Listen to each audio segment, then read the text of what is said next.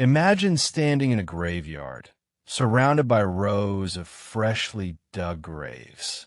Bells toll in the distance, not for celebration, but for death. And yet, in the middle of this despair, a wedding begins, the bride and groom, trembling with fear, merry as the stench of death hangs in the air. Why? Because people believe this horrifying ritual could save them from the plague. This is the chilling story of the plague wedding and one young girl who saw it all.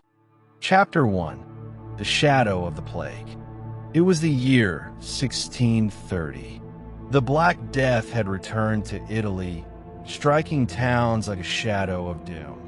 Streets once filled with laughter now echoed only with the cries of the dying. Priests wore terrifying bird-like masks filled with herbs to keep away the bad air. But behind every statistic, there were faces. Families torn apart, children left orphaned. Among them was a 14-year-old girl named Isabella, who had already lost her father to the plague. Each day, she watched neighbors carried out on carts, their bodies covered in rags. She asked her mother, "Will we be next?" Her mother had no answer. Chapter 2. The Birth of the Ritual. In desperation, townspeople turned to rituals, strange, almost unthinkable acts. One of the darkest among them was the plague wedding.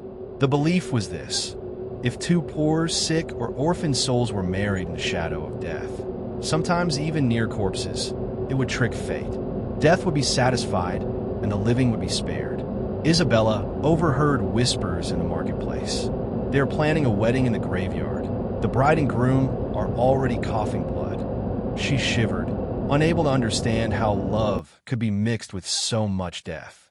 Chapter 3. The Wedding of the Dead. That night, Isabella followed the crowd to the cemetery. Torches flickered, casting eerie shadows over the graves. There in the center stood a young couple, both barely older than Isabella.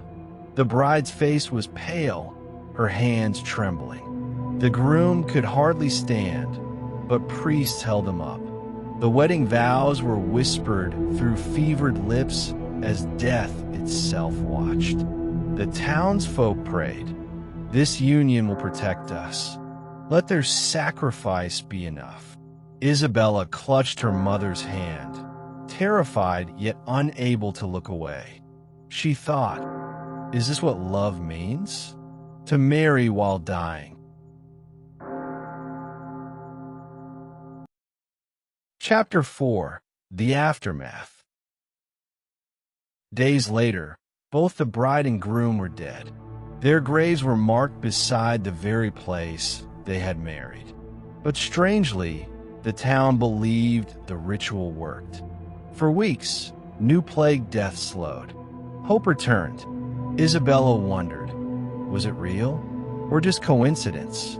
She never found the answer, but she remembered the image of two young lovers, saying "I do" with one foot already in the grave.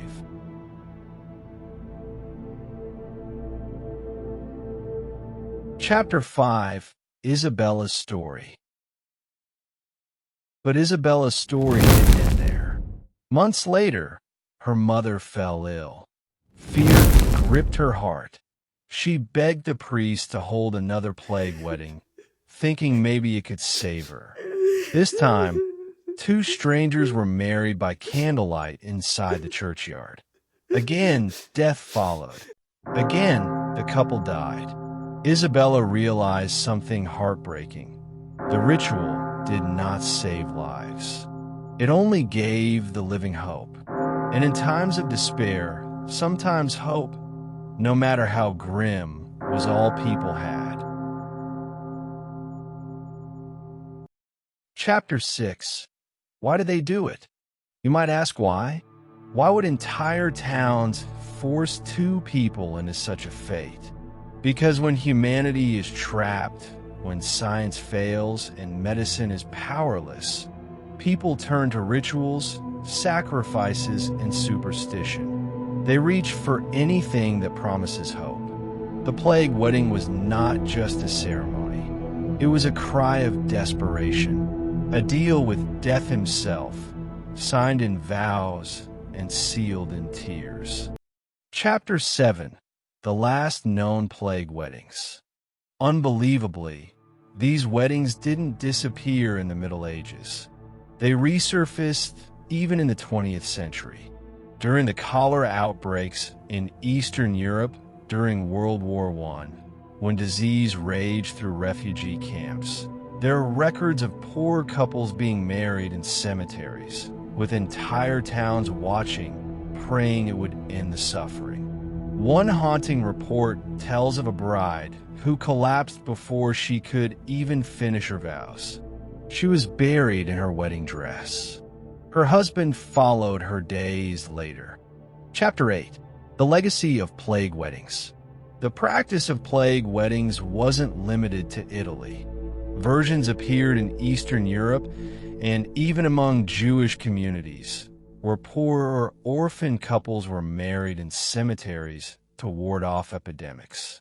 It may sound horrifying to us today, but for people living in the shadow of death, rituals like these gave meaning, courage, and perhaps a small illusion of control.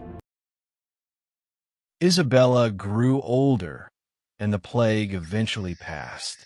She often told her children the story of that night, the wedding of the dying. Some called it madness. Others called it faith. But one thing is certain. When humanity is pushed to its limits, it clings to the strangest of rituals to survive. So the next time you hear wedding bells, imagine if they weren't celebrating life, but bargaining with death.